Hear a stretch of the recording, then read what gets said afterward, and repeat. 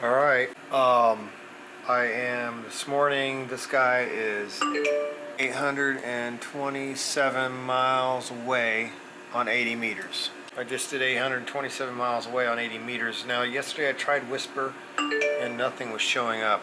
So, not sure what's up there, but I did get this guy. So that's cool.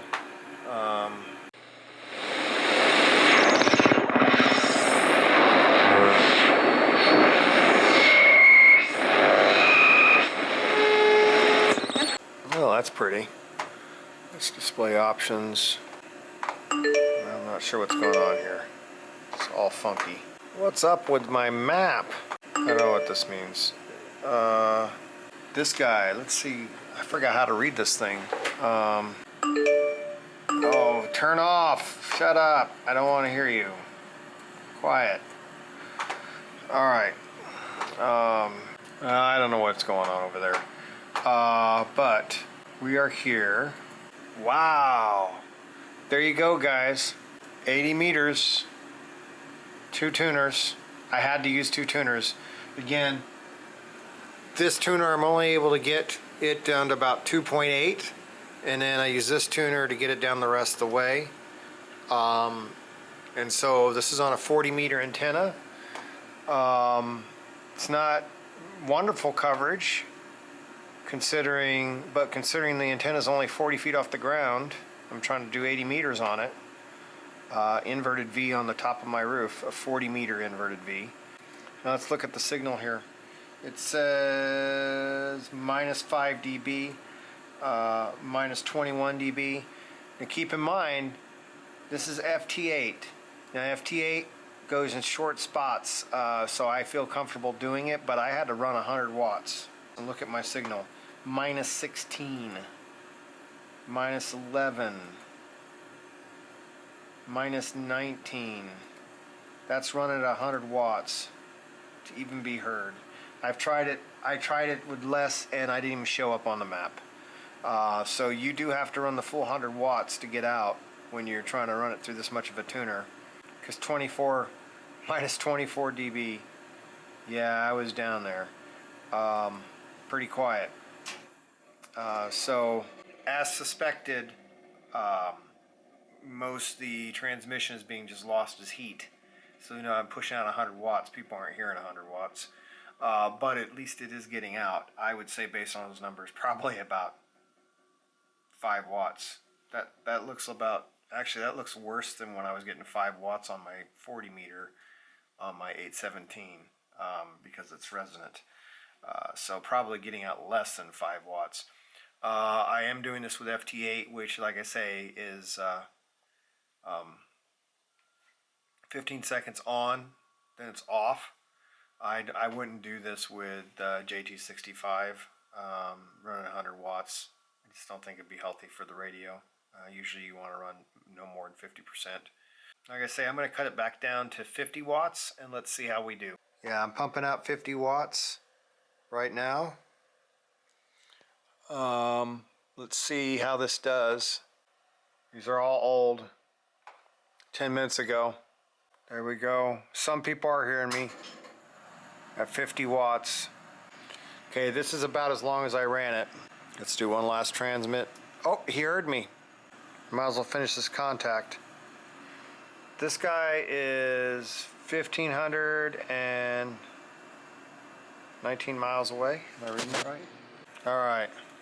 We'll stop that. I think I logged that twice. So let's see how it shows here. This is going to be recent ones.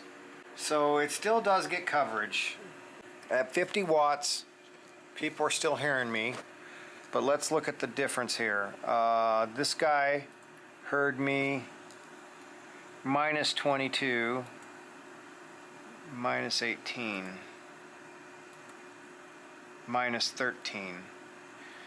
So right in the same area, 18 and 13 compared to 22.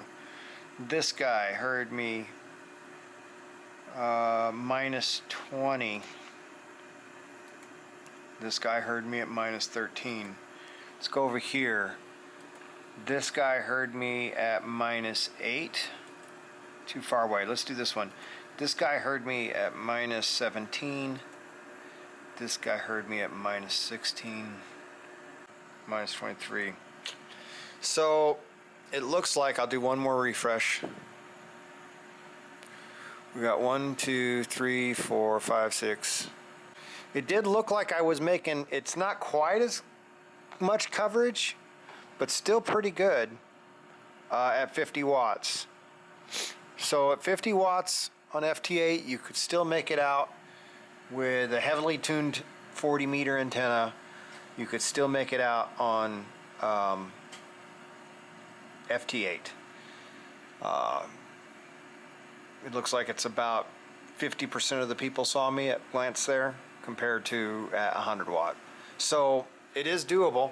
I am now able to work 80 meters with 100 watts. Probably much talk to anybody in the United States, at least on 80 meters with this antenna that's 40 feet off the ground, inverted V at the top of my house. So that's kind of exciting as far as that's concerned. I was able to talk last night on the Freewheelers net. I was able to talk on another net this morning. I couldn't hear a lot of people, but when I took all this gear out of place, I couldn't hear anything. I am strongly leaning towards a 7610, not the 7300. Here's why. I've got so much crap in here, I don't want to add any more external components. This was necessary. You can't buy a radio that has noise canceling, like where you phase 2 antennas that I'm aware of. And then the rotating antenna, I will change this out with one nicer tuner rather than having to have two. But the 7300 does not have a pre-selector. And I think that's going to be a big deal getting out my noise. Now, some people said, oh, pre-selector won't really help, but everything I'm watching, it does. If you've got a power line going haywire, and it can actually bleed over, and that pre-selector is actually able to get rid of some of it from what I'm observing. Whether it'll help me or not, I don't know.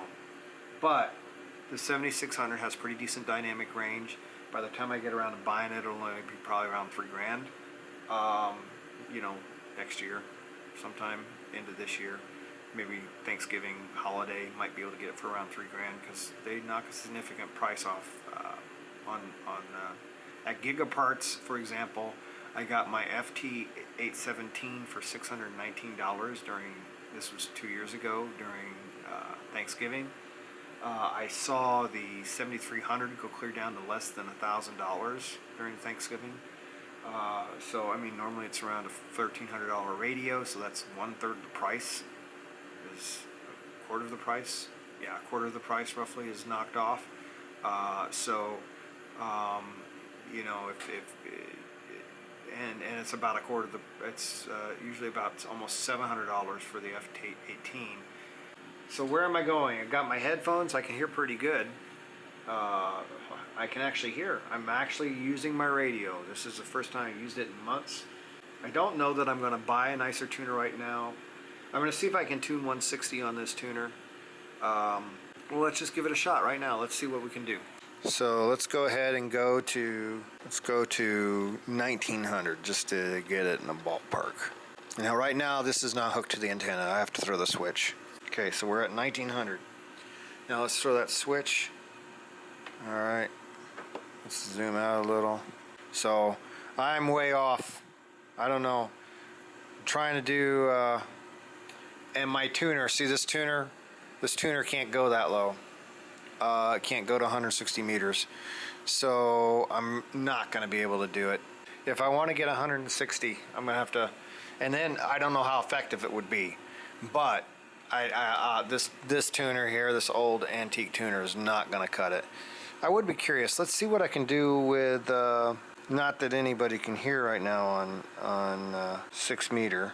This tuner doesn't go to 6 meter. However, I am noticing when I throw this tuner into 80 meter, I can get 6. Look at that. I got 6 down to 1.7 just with this tuner.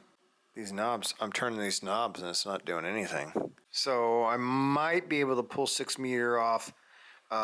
These knobs aren't changing it at all, but I can then use the internal tuner to tune it a little bit. It's pretty steep though, so it won't have much range even with the internal tuner. So using this AT120, it looks like with a 40 meter antenna, the best I'm going to get really 80 meters. But at least I am able to get 80 meters. But there you have it. You can use two tuners. If you can get it close, like, you know, down to 3.1, tune that down with the other, and it does work. 50 watts will get you out on digital mode. Not quite as good as coverage as 100, but you probably don't want to push your radio that much. At first I thought I was smelling something, but I don't think I was. Maybe it was just all in my head. All right, guys. So there you go. It's better than a sharp stick in an eye, as my dad would always say. I would not use, unless you want to carry around a really beefy solar panel, a big solar panel and a lot of batteries, I would not use something like the 891 for portable. I just wouldn't do it. I don't think it would be fun. Now, if you're carrying around a lot of gear anyway, then sure, why not? But otherwise, I really like the fact that I can use my little 60-watt solar panel that folds up, and literally I can carry it on my shoulder with the rest of my gear. Here's my bag for my 817. I put my 817 in this bag. I don't carry any batteries. And then I got my antenna bag down there that has my antenna, which I'm going to try to simplify that. That's great if you have no trees though. I've been able to do really well with that. And then I got my folding solar panel right here. With this and the 817ND, I don't even need any batteries beyond what's inside of it. As long as you got sun, you can transmit all day long, as long as there's sun. And so it's nice and light, and I really like that for my portable situation. Again, if you're going to be carrying, if you have a way, if you're not hiking, or you know, I've seen people that are using the 891 for portable, so don't get me wrong, it could be done, but I don't know, it just seems like if you have to carry around that much extra gear, it might take the fun out of it. I don't know. If you're contesting or something, then I could get where you may want to have a bigger radio. But just for having fun, I have no regrets with my 817. I do have some regrets with my 891. I can't compare it to the 857 because I haven't seen the 857. I have to say the filtering, I mean the contour and the notch and all that stuff, I don't think the 857D has that, unless I don't think it does. And so from that aspect, the 891 is awesome. I can't complain for the price, and again, I'm going to use it in my car, and my car it'll probably be just fine. I think for a vehicle it might be just great, and that's what I actually got it for. I'm using it at home right now, but eventually when I get, like I said, probably a 7610, that will become my home unit, and then the 891 will go in a vehicle, which is more what it's designed for. And then I'll probably be quite content with it. So if I didn't have as much noise at my QTH, I do use the contour, and I'm generally running the width at 2100 hertz, which I've got a 2000 hertz filter on my 817, so that's not really any different there. But the contour setting on the 891, that's pretty slick. I really do find that helps me. And if the 857D doesn't have that, then I could see that actually is kind of a huge plus. If you're going to spend the money and want a home radio, don't buy this for home. Like I say, I got it. I'm using it for home right now, but I bought it with the intentions of putting it in a vehicle. So I wouldn't buy it for portable. I wouldn't buy it for home. I'm just rambling. You guys have a great afternoon. KE0LCS 73. Also, one last thing I wanted to sum up for today of things I was covering was how much power do I feel I'm probably getting. This is just a guess. My 40 meter dipole that is tuned with two tuners to get down to 80 meters. It really does feel like it's about 100 watts, is about 5 only getting out. I did try today, and no one could hear me on 3816. So I went to SDR, websdr.org, and I pulled up, there was about 10, 15 SDR radios in the United States, so I pulled all those up. Or I should say North America, which also included a couple in Canada. And out of all the stations, I did a call out on 3908, because that was pretty quiet as far as no traffic on it. And I called all the stations, and I was only able to be heard on an SDR that was in Pennsylvania and an SDR that was in Utah, and very faintly. I could tell that I was calling CQ. I was able to hear that just fine. But it was just faint. It was barely above the noise. But anybody that was paying attention would have been able to hear it. With that being said, though, that was the only 2 SDR radios that even picked me up. So I did some more tests on PSK. I did some more tests on FT8 at 100 watts. And then I went and did some tests on 5 watts on 40 meters to compare. And the coverage and the signal to noise ratio and all that was about the same. Now I say that's not, it's all completely a hypothetical guess, but I would say at best, with tuning a 40 meter down to get on 80 meters, at best you're going to get 5 watts out on 100 watts of power. So it's pretty tough. I would also guess that to be, I'm tuning basically about 2.8 SWR on the first tuner, and then the other tuner's tuning it down to 1.0. So that, that would probably be about the equivalent of using that MFJ to its full capacity. In other words, it's kind of pointless. And I'm not going to buy a tuner right now. It's just, I'm going to play with it for some more, but I don't think it's going to be very feasible.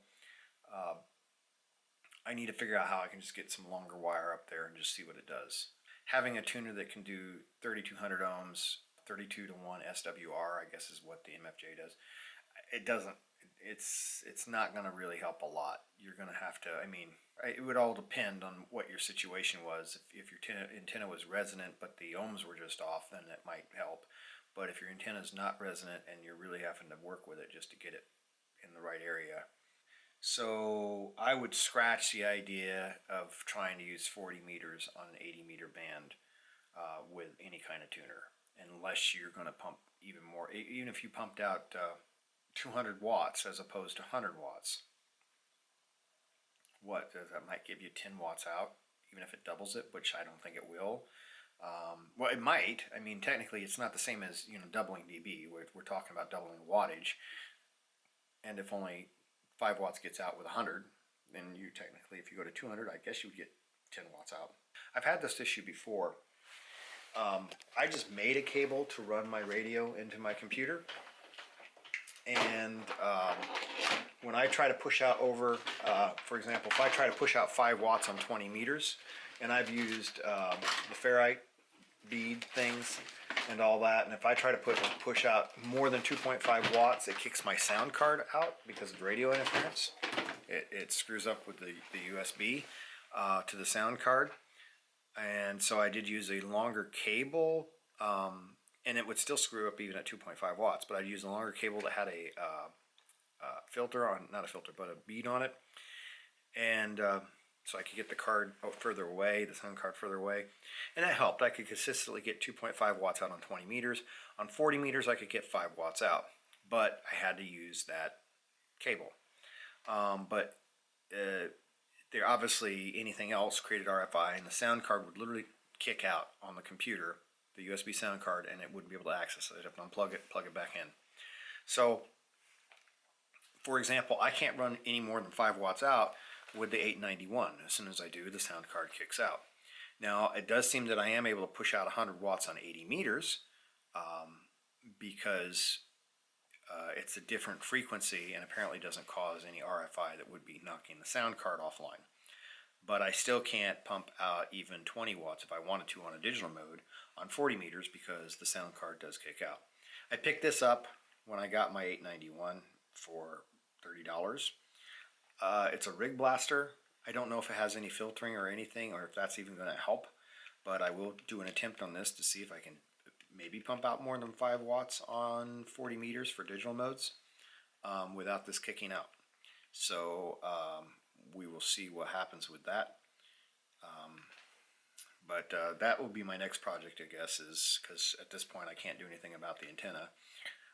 So I would like to improve my digital transmit. So I guess this is where I'm going to go next, to see how this does, to see if I can give a review on if this is even worth the money if you bought it, because it's not normally $30, it's normally much more. And the cable I made cost me $10. So if this doesn't help the situation, why spend the money? Make the cable for $10 and be done with it. So I will probably review this next. I guess that's the next project, is improving my wattage on digital modes, and maybe at some point climbing up and figuring out somehow to run more wire, more distance somehow. We'll see how that does.